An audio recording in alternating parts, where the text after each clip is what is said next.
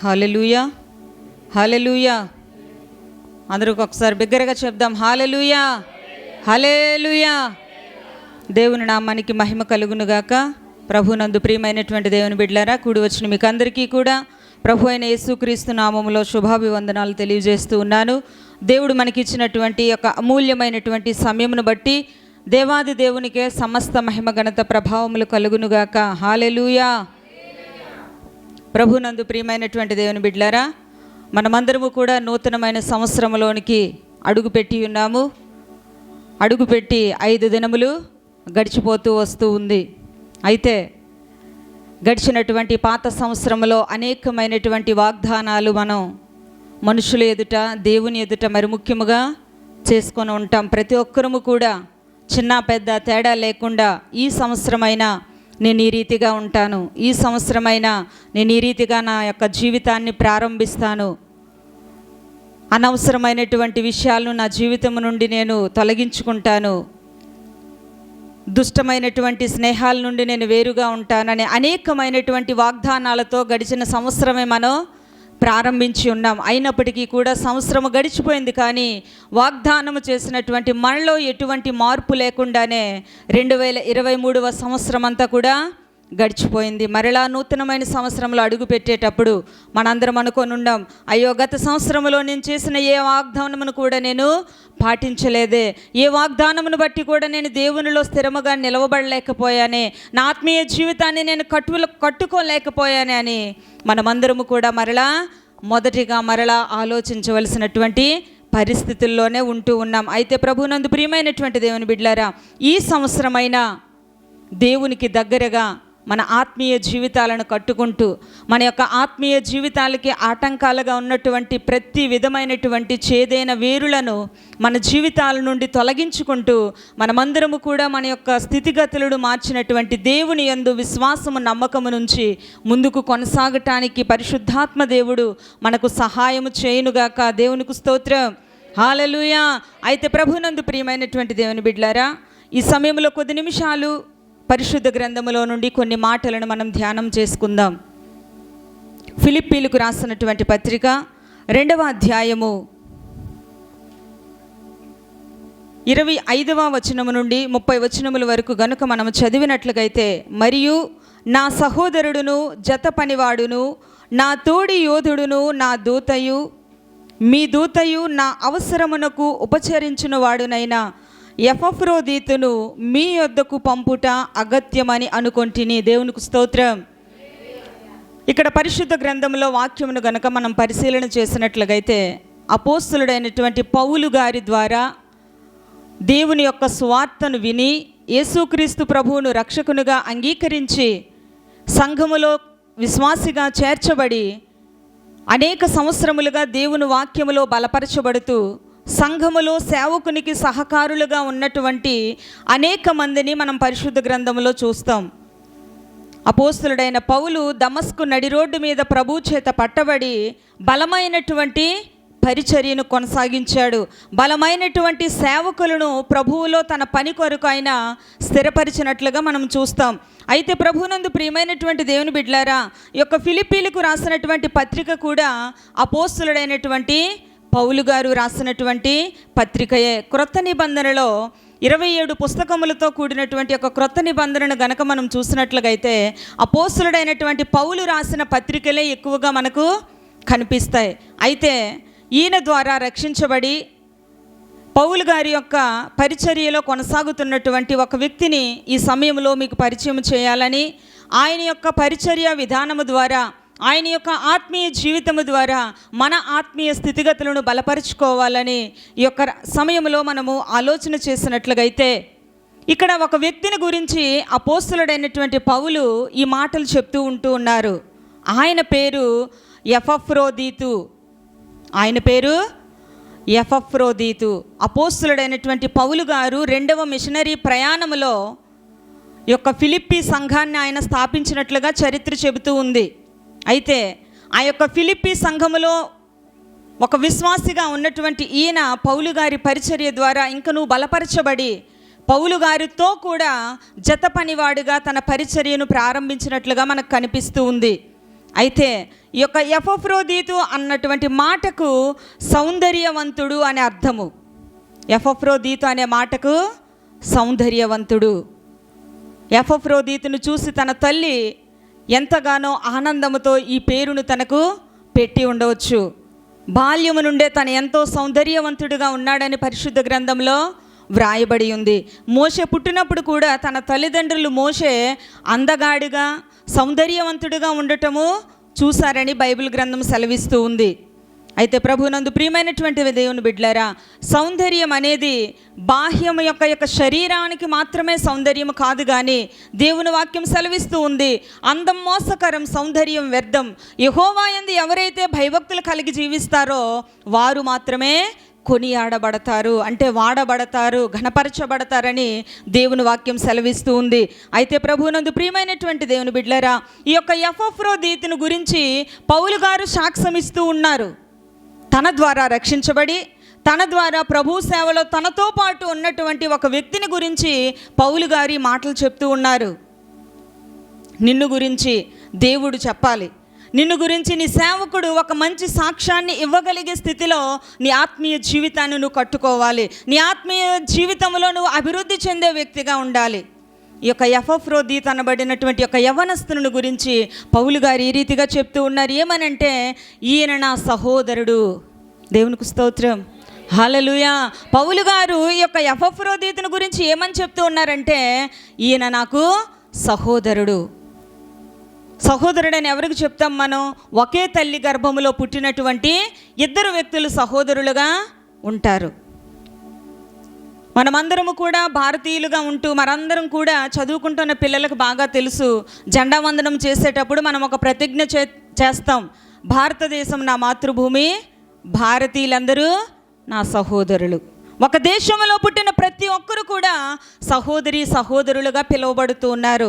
ఒక తల్లి గర్భంలో పుట్టిన వారందరూ కూడా సహోదరి సహోదరులుగా పిలువబడుతూ ఉన్నారు. అలాగే యేసయ్య రక్తముతో కడగబడి ఒకే సంఘములో ఒక విశ్వాస జీవితము జీవిస్తున్నటువంటి మనందరము కూడా సహోదరి సహోదరులుగా మనం పిలువబడుతూ ఉన్నాం.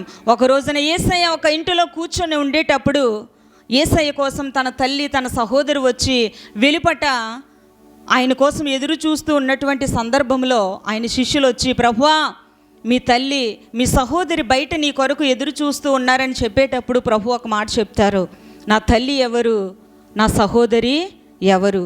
ఎవరైతే నా తండ్రి చిత్త ప్రకారం జరిగిస్తారో వారే నా తల్లి నా సహోదరిని దేవుడు చెప్పాడు. దేవునికి స్తోత్రం, హల్లెలూయా.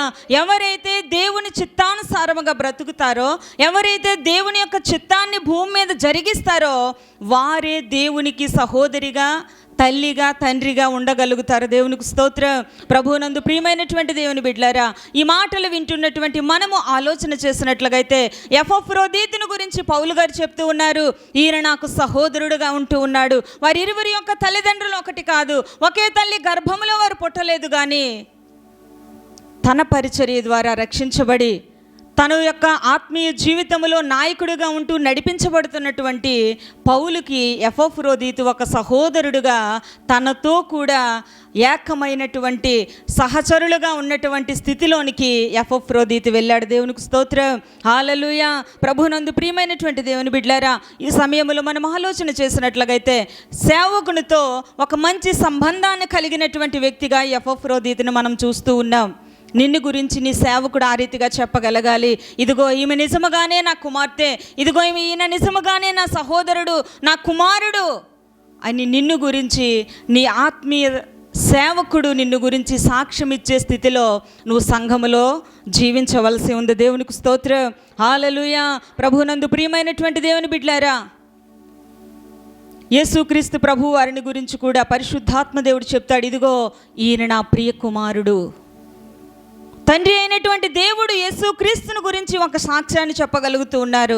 మరి నిన్ను గురించి, నిన్ను ఆత్మీయముగా నడిపించినటువంటి నీ ఆత్మీయ నాయకుడు చెప్పగలగాలి, అవును ఈయన నిజముగానే నా సహోదరుడు, ఈయన నిజముగానే నా ఆత్మీయ కుమారుడు అని నువ్వు చెప్పగలిగే స్థితిలో నీ ఆత్మీయ జీవితాన్ని నువ్వు కట్టుకోవాలి. నువ్వు చెప్పగలిగే స్థితిలో సేవకునితో ఒక అనుసంధానమైనటువంటి బంధాన్ని నువ్వు ఏర్పరచుకునే స్థితిలో ఉండాలి. దేవునికి స్తోత్రం. అంత మాత్రమే కాదు దేవుని బిడ్డలారా, ఈ యొక్క ఎపఫ్రోదీతుని గురించి పౌలు గారు ఏమని చెప్తూ ఉన్నారంటే, ఈయన నా జత పనివాడు.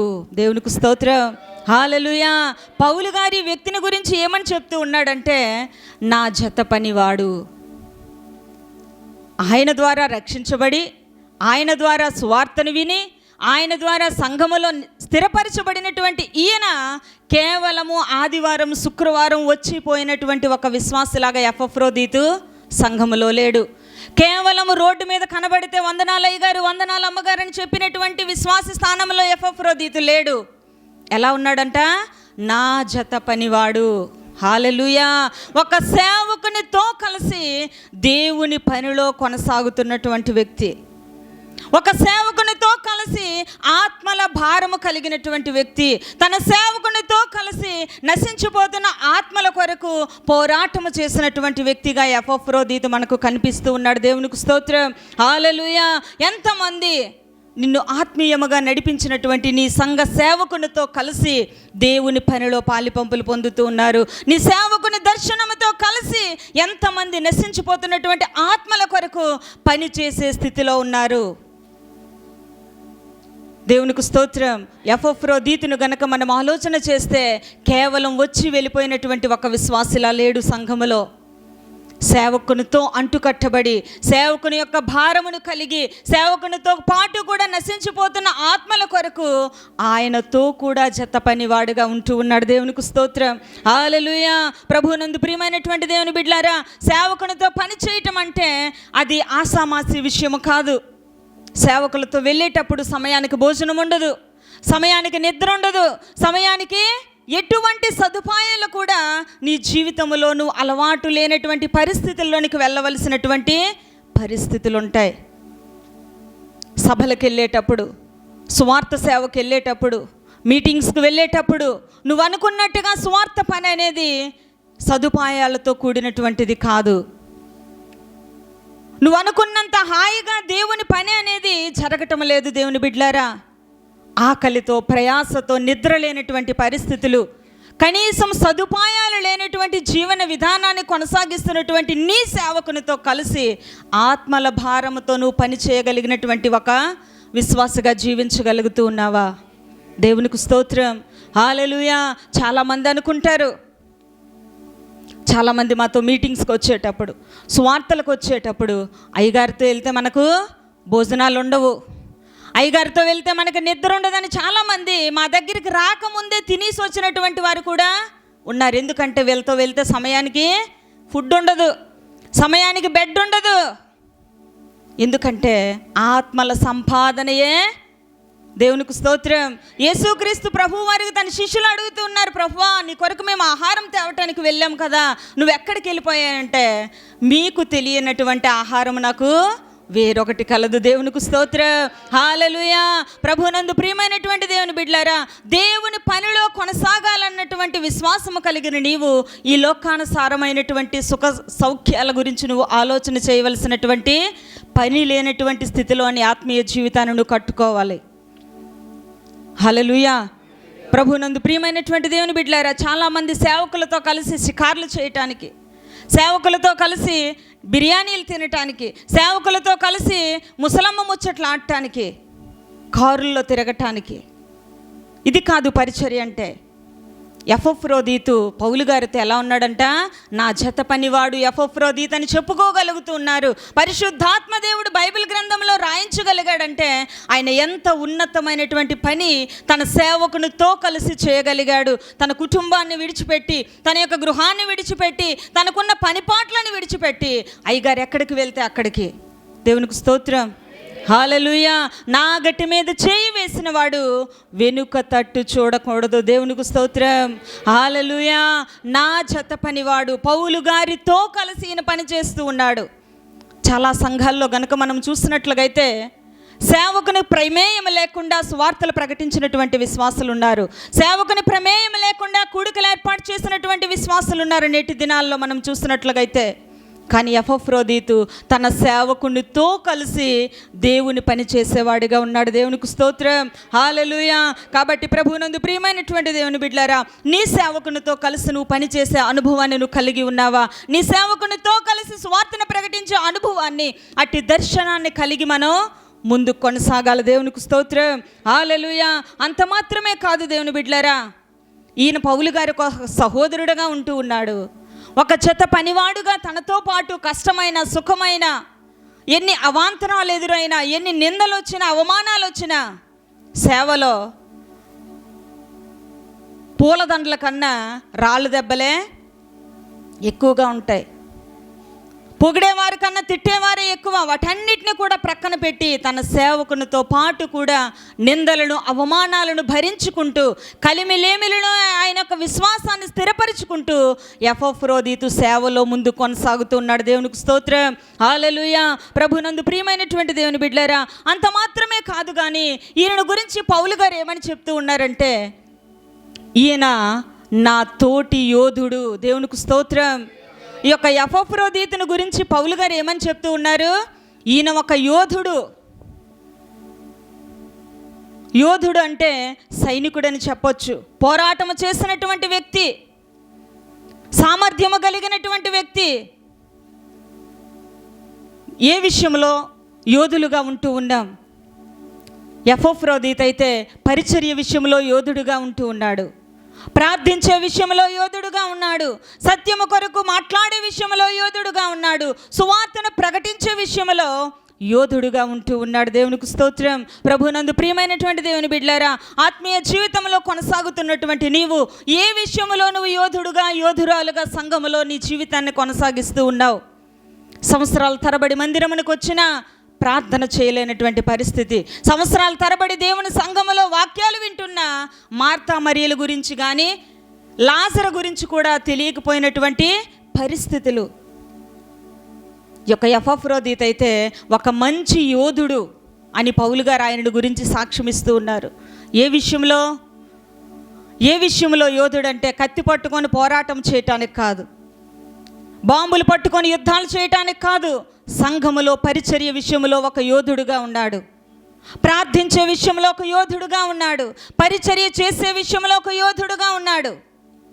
సువార్త ప్రకటన చేసే విషయంలో ఒక యోధుడుగా ఈ యొక్క ఎపఫ్రోదీతు మనకు కనిపిస్తూ ఉన్నాడు. ప్రభువునందు ప్రియమైనటువంటి దేవుని బిడ్డలారా, ఈ మాటలు వింటున్నటువంటి నీవు ఏ విషయంలో సంఘములో నువ్వు పనికొచ్చే వ్యక్తిగా, ఒక యోధుడుగా, యోధురాలుగా నువ్వు కనిపిస్తూ ఉన్నావు నీ సేవకుని దృష్టికి?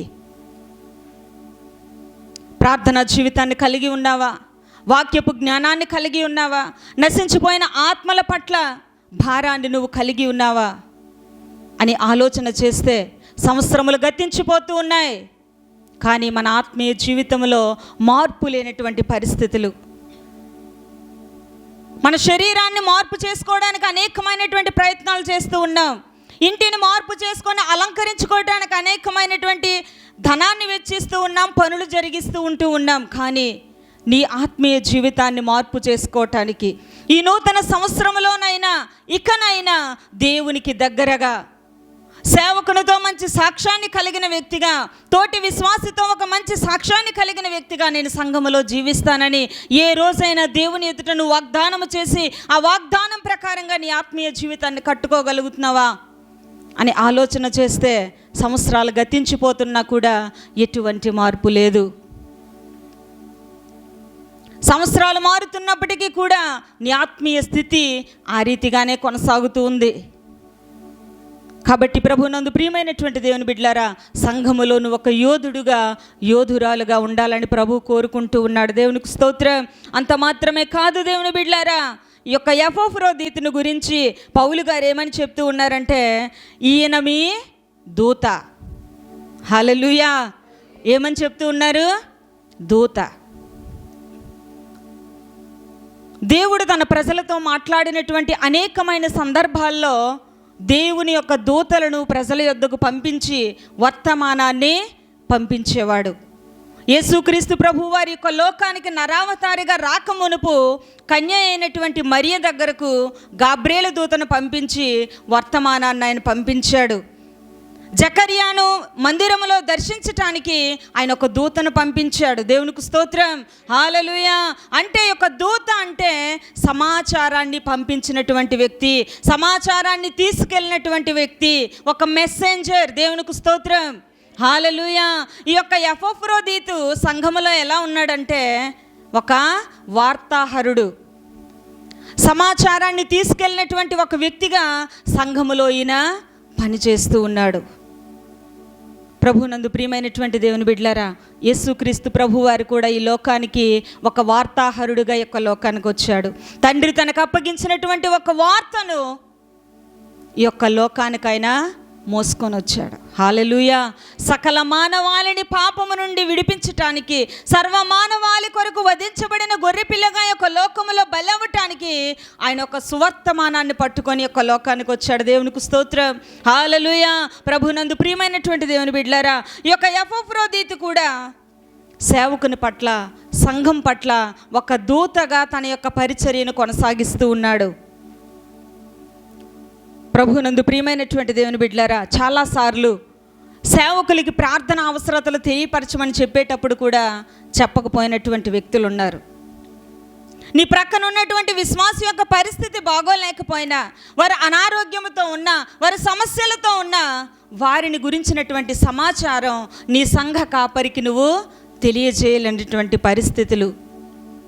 ఎపఫ్రోదీతు అయితే తన సేవకుని పక్షాన, సంఘం పక్షాన ఒక దూతలాగా పనిచేస్తూ ఉన్నాడు. దేవునికి స్తోత్రం, హల్లెలూయా. ప్రభువునందు ప్రియమైనటువంటి దేవుని బిడ్డలారా, యేసుక్రీస్తు ప్రభువుని గురించి ప్రకటించే దూతలముగా ఈ లోకములో మనం పని చేయవలసిన వారమై ఉన్నాం.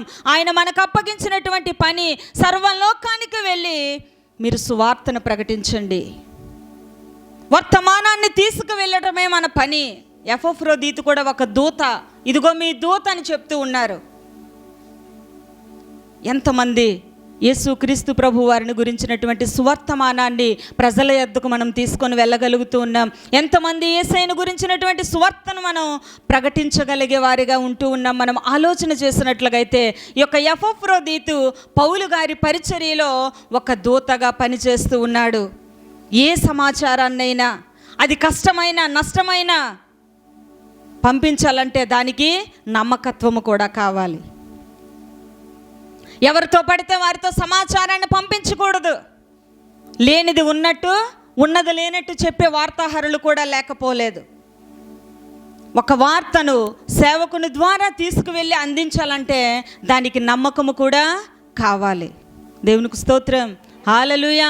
కాబట్టి ప్రభువునందు ప్రియమైనటువంటి దేవుని బిడ్డలారా, ఎంతో నమ్మకముతో సేవకుని దగ్గర ఉంటూ ఒక దూతలాగా సువర్తమానాన్ని ప్రకటించే ఒక వ్యక్తిగా ఈ యొక్క ఎపఫ్రోదీతు తన ఆత్మీయ జీవితాన్ని స్థిరపరుచుకుంటూ వెళ్తూ ఉన్నాడు.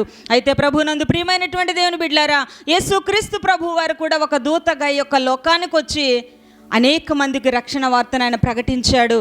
ఆ పని ఆయన రక్తము ద్వారా కడగబడి ఆయన ద్వారా రక్షింపబడినటువంటి నీకు నాకు దేవుడు అప్పగించి ఉన్నాడు. ఎంతమంది దూత పరిచర్య చేస్తూ ఉన్నారు? ఎంతమంది దూత పరిచర్య చేయగలుగుతూ ఉన్నాం? డిసెంబర్ నెల రాగానే గొర్రెల కాపర్లకి దూత వర్తమానం చెప్పిందంటూ పాటలు పాడుతాం. కానీ ఎంతమంది ఈ దేవదూతల పరిచర్య, ఈ దూత పరిచర్య ఎంతమంది మన ఆత్మీయ జీవితాల్లో నిజముగానే భారము కలిగి యేసుక్రీస్తు ప్రభువారి యొక్క నేడు రక్షకుడు మీ కొరకు పుట్టి ఉన్నాడని ఎంతమంది యేసయ్యను గురించి మనం ప్రకటించే దూతలుగా ఉంటూ ఉన్నాం? ఎంతమంది ఆయన పని చేసేవారిగా ఉంటూ ఉన్నాం? ఎంతమంది నమ్మకముగా ఆయన పనిలో మనము కొనసాగగలుగుతూ ఉన్నామని ఆలోచన చేస్తే ప్రతి వారము కూడా, ప్రతి ఒక్కరము కూడా, పరిశుద్ధ గ్రంథం ఇదే ఫిలిప్పీ పత్రికలో ఉంటుంది, ప్రతి ఒక్కరు మీ సొంత పనులే చేసుకుంటున్నారు కానీ యేసుక్రీస్తు పనులు ఎవరు కూడా చేయటం లేదని పరిశుద్ధాత్మ దేవుడు మాట్లాడుతూ ఉన్నాడు. కాబట్టి ప్రభునందు ప్రియమైనటువంటి దేవుని బిడ్డలారా, ఈ యొక్క ఎపఫ్రోదీతు సేవకునితో ఉంటూ, సేవకుని దగ్గర జత పనివాడిగా ఉంటూ, ఒక యోధుడుగా పనిచేస్తూ, అంత మాత్రమే కాదు, నేను సేవకునిలా నీతో పని చేస్తున్నాను కదా అనుకోకుండా ఆయన పంపించిన ప్రతి వర్తమానాన్ని కూడా ప్రజలకు తెలియపరిచేవాడిగా ఉన్నాడు. దేవునికి స్తోత్రం, హల్లెలూయా. కాబట్టి ప్రభువునందు ప్రియమైనటువంటి దేవుని బిడ్డలారా, అంత మాత్రమే కాదు, ఈయన గురించి ఏమని వ్రాయించాడో తెలుసా? పరిశుద్ధాత్మ దేవుడు, ఈయన నాకు పరిచర్య చేయువాడు. దేవునికి స్తోత్రం, ఈ యొక్క ఎపఫ్రోదీతు ఏం చేస్తున్నాడంట? పరిచర్య. ఈ యొక్క పౌలు గారి ద్వారా రక్షింపబడినటువంటి వీళ్ళు, ఈ యొక్క ఫిలిప్పీ సంఘము ఒక స్థాపించబడిన తరువాత అనేక దినాల తర్వాత పౌలు గారు రోమా పట్టణంలో ఆయన బంధించబడి చెరసాలలో ఉన్నాడన్నటువంటి విషయం ఈ యొక్క సంఘానికి తెలిసింది. సంఘానికి తెలిసేటప్పుడు సంఘమంతా కూడా ఏకమై ఎపఫ్రోదీతును పౌలు గారి యొక్క బాగోగులు చూడటానికి, పౌలు గారి యొక్క సమాచారం తెలుసుకోవటానికి, ఆయన పరిస్థితి ఎలా ఉంది, ఆయన ఏ రీతిగా ఉంటూ ఉన్నాడు అన్నటువంటి విషయాన్ని తెలుసుకోవటానికి సంఘమంతా ఏకమై ఈ యొక్క ఎపఫ్రోదీతుని రోమా పట్టణానికి పంపించారు. రోమా పట్టణంలో పౌలు గారు ఏం చేస్తూ ఉన్నారండి అంటే, ఆయన పెద్ద సభలో ప్రసంగం చేయటం లేదు, ఆయన పెద్ద సభలో కూర్చొని పాటలు పాడటం లేదు. ఎక్కడున్నారో తెలుసా? చెరసాలలో ఉన్నారు. పౌలు గారు ఎక్కడున్నారు? చెరసాలలో, జైల్లో ఉన్నారు. జైల్లో ఉన్నటువంటి వ్యక్తిని దర్శించటానికి ఈ యొక్క ఎపఫ్రోదీతుని సంఘమంతా కలిసి పంపించారు. ఈ యొక్క ఫిలిప్పీ పట్టణము నుండి ఇంచుమించు 1200 కిలోమీటర్ల దూరంలో ఉన్నటువంటి యొక్క రోమా పట్టణానికి ప్రయాణం చేసి ఈ యొక్క ఎపఫ్రోదీతు బయలుదేరాడు. దేనికో తెలుసా? అక్కడ పాటలు పాడటానికి కాదు, సాక్ష్యం చెప్పటానికి కాదు, స్టేజ్ మీద నిలబడి ప్రసంగాలు చేయటానికి కాదు. దేనికి వెళ్తున్నాడంట? పౌలు గారి దగ్గర పరిచర్య చేయటానికి. దేవునికి స్తోత్రం. హల్లెలూయా, హల్లెలూయా. చాలాసార్లు పాటలు పాడటానికి ముందుంటాం, సాక్ష్యం చెప్పటానికి ముందుంటాం, ప్రసంగాలు చేయటానికి ముందుంటాం. కానీ పరిచర్య విషయంలోకి వచ్చేసరికి ఎవరో ఒకరు చేస్తారులే పరిచర్యకు దూరముగా ఉన్నటువంటి సందర్భాలు. ఇన్ని వేల కిలోమీటర్లు ప్రయాణం చేసి ఈ యొక్క ఎపఫ్రోదీతు ఎందుకు వెళ్తున్నారండి పౌలు గారి దగ్గరికి అంటే, ఆయన దగ్గర పరిచర్య చేయటానికి. దేవునికి స్తోత్రం. హల్లెలూయా. ఎంత గొప్ప దీన మనసు కలిగినటువంటి వ్యక్తి, సేవకుని కింద పరిచర్య చేసినటువంటి ఎంత మంచి మనసు కలిగినటువంటి వ్యక్తిగా ఎపఫ్రోదీతును మనం చూస్తూ ఉన్నాం. దేవునికి స్తోత్రం. హల్లెలూయా. కాబట్టి ప్రభువునందు ప్రియమైనటువంటి దేవుని బిడ్డలారా, తన ఇంటిని విడిచిపెట్టాడు, తన కుటుంబాన్ని విడిచిపెట్టాడు, తన భార్యాబిడ్డలను విడిచిపెట్టి సేవకుని దగ్గరకు పని చేయటానికి. ఎక్కడికి? జైలుకి. ఎక్కడికి వెళ్తున్నాడమ్మా? జైలుకు వెళ్ళి తన సేవకుని దగ్గర పరిచర్య చేయటానికి వెళ్తూ ఉన్నాడు. దేవునికి స్తోత్రం. హల్లెలూయా. కాబట్టి ప్రభువునందు ప్రియమైనటువంటి దేవుని బిడ్డలారా, యేసుక్రీస్తు ప్రభువు వారు ఒక మాట చెప్తారు. ఆయన ఈ భూమి మీద జీవించేటప్పుడు మనుష్య కుమారుడు పరిచర్య చేయించుకోవటానికి రాలేదు, కానీ పరిచర్య చేయటానికే ఆయన వచ్చారు ఈ భూలోకానికి. వసింపరానటువంటి తేజస్సులో నివసించినటువంటి ఆయన దివారాత్రులు కూడా పరిశుద్ధుడు పరిశుద్ధుడు పరిశుద్ధుడు అని వేవేల దూతలతో ఆరాధింపబడుతున్నటువంటి ఆయన శిష్యుల పాదాలు కడిగినంత పరిచర్యని లోకంలో ఆయన జరిగించాడు. దేవునికి స్తోత్రం. హల్లెలూయా. ఎంత గొప్ప దీన మనస్సు కలిగినటువంటి వ్యక్తి. క్రీస్తు యేసుకు కలిగినటువంటి ఈ మనస్సు మీరును కలిగి ఉండండి అని దేవుని వాక్యం సెలవిస్తూ ఉంది. పరిచర్య చేసే మనసు ఎంతమంది కలిగి ఉన్నారు? నీ ఆత్మీయ సేవకుని కింద పరిచర్య చేసినటువంటి మనస్సు, నీ సంఘములో పరిచర్య చేసినటువంటి మనస్సు. ఎపఫ్రోదీతును గనుక మనం చూస్తే 100 కిలోమీటర్లు ప్రయాణం చేసి, ఇప్పుడంటే మనకు అన్ని వాహనాలు అందుబాటులో ఉన్నాయి. ఒక బస్సు తప్పిపోతే ఇంకో బస్సు వస్తుందని మనకి అనిపించవచ్చు. ఒక ట్రైన్ తప్పితే ఇంకో ట్రైన్ ఉంది. అంతా కాకపోతే విమానాలు ఉన్నాయి, కార్లు ఉన్నాయి, బైకులు ఉన్నాయి. కానీ ఆ రోజుల్లో ఎటువంటి వాహన సదుపాయాలు లేవు. గాడిదల మీద ప్రయాణం చేసేవారు, నడుచుకుంటూ ప్రయాణం చేసేవారు. అటువంటి భయంకరమైనటువంటి పరిస్థితుల్లో ప్రయాణంలో ఎన్నో ఆటంకాలు, ఒడిదుడుకులు వచ్చినప్పటికీ కూడా వాటన్నిటిని ప్రక్కన పెట్టి నా సేవకుని కింద నేను పరిచర్య చేయాలి, నా సేవకుని యొక్క బాగోగులు నేను చూడాలి, నా సేవకుని యొక్క ఆరోగ్య పరిస్థితిని నేను కనుక్కోవాలని ఎంతో ఆసక్తితో ఎపఫ్రోదీతు ప్రయాణం చేసి వెళ్ళాడు. దేవునికి స్తోత్రం. హల్లెలూయా. ఎంతోమంది సేవకుని యొక్క బాగోగులను గమనించేవారు ఉన్నారు నేటి సంఘాల్లో. ఎంతమంది సేవకుని యొక్క ఆరోగ్య పరిస్థితిని గమనించేవారు ఉన్నారు. ఎంతమంది నీ సేవకుని యొక్క పరిచర్య చేసినటువంటి వారు.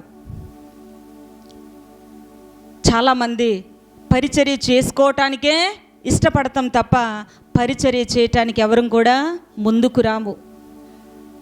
ఏలీ దగ్గర పరిచారకుడుగా సమూయేలు ఉన్నాడు.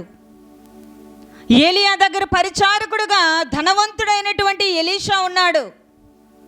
ఆస్తిపరుడయుండి కూడా ఒక సేవకుని చేతుల మీద జరిగించటానికే ఈ యొక్క లోకానికి యేసుక్రీస్తు ప్రభువు వారు వచ్చారు. సేవకుని క్రింద పనిచేసినటువంటి మనస్సు కలిగినటువంటి వ్యక్తిగా ఈ యొక్క ఎపఫ్రోదీతు మనకు కనిపిస్తూ ఉన్నారు. సంఘములో ఎంతోమంది ఉన్నారు, అయినప్పటికీ కూడా ఆయననే పంపించడానికి గల కారణం ఏంటంటే ఆయన యొక్క దీన మనసును గురించి అందరికీ తెలుసు. ఆయన యొక్క పరిచర్య విధానం గురించి సంఘం అంతా తెలుసు. ఆయన యొక్క ప్రేమించే స్వభావమును గురించి అందరికీ తెలుసు. సేవకుని పట్ల తన కలిగి ఉన్న మంచి మనస్సును, మంచి ఉద్దేశమును గురించి కూడా సంఘం అంతా తెలిసి ఉంది. కాబట్టి ఎపఫ్రోదీతే దీనికి సరి అయినటువంటి వాడు. ఈయన వెళ్తేనే కానీ అక్కడ పరిచర్య సరిగ్గా జరగదనుకొని సంఘం ద్వారా ఆయన పంపబడ్డాడు. దేవునికి స్తోత్రం, హల్లెలూయా. కాబట్టి ప్రభువునందు ప్రియమైనటువంటి దేవుని బిడ్డలారా, నిన్ను ఆత్మీయ జీవితంలో నడిపిస్తున్నటువంటి నీ సేవకుని కింద పరిచర్య చేసినటువంటి వ్యక్తిగా నువ్వు ఉండాలి. దేవునికి స్తోత్రం. అంత మాత్రమే కాదు కానీ ఆయన తన ప్రాణాన్ని కూడా లక్ష్య పెట్టలేదంట. 30వ వచనంలో మనం చూసినట్లుగైతే ఫిలిప్పీలకు రాసిన పత్రిక 2:30లో నా ఎడల మీ ఉపచర్యలో ఉన్న కొదువును తీర్చుటకై అతడు తన ప్రాణాన్నైనా లక్ష్య పెట్టలేదు. దేవునికి స్తోత్రం. ఎంత గొప్ప విశ్వాసము, ఎంత గొప్ప సమర్పణతో కూడినటువంటి యొక్క ఎపఫ్రోదీతు ఆత్మీయ జీవితాన్ని గనుక మనం పరిశీలన చేస్తే తన ప్రాణాలను కూడా లక్ష్య పెట్టలేదంట. దేవుని కొరకు. దేని కొరకండి? దేవుని పని జరిగించటానికి, తన సేవకుని దర్శించటానికి, తన సేవకుని కింద పరిచర్య చేయటానికి ఈ ప్రయాణంలో నా ప్రాణం పోయినా పర్వాలేదు. ఎందుకంటే ఆయన వెళ్తున్నది రోమా పట్టణంలోనికి, రోమా చెరసాలలోనికి. అక్కడ ఉన్నటువంటి అధికారుల ద్వారా ఎటువంటి ప్రాణ నష్టము కలిగినా పర్వాలేదు, కానీ నా సేవకుని దగ్గరకు నేను వెళ్ళాలి, నా సేవకుని క్రింద నేను పరిచర్య చేయాలన్నటువంటి మంచి మనసుతో ప్రాణముల కొరకు లక్ష్య పెట్టకుండా దేవుని పని కొరకు ఆయన ప్రయాణం చేసుకుంటూ వెళ్ళాడు. దేవునికి స్తోత్రం. అవును ప్రభువునందు ప్రియమైనటువంటి దేవుని బిడ్డలారా, యేసుక్రీస్తు ప్రభువు వారు తన కడవరి రక్తము వరకు కూడా, తన కడబొట్టు అంతా కూడా మన కొరకు, నీ కొరకు, నా కొరకు ధారపోయటానికే ఈ లోకానికి ఆయన నరావతారిగా వచ్చారు.